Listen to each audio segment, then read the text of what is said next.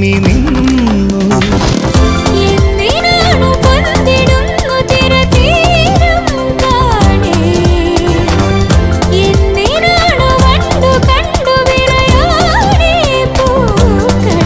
പറയൂ മനമേ, ചൊരിയൂ മധുരം പ്രിയതേ, എന്റെ ഹൃദയതാളം മുറുകിയോ,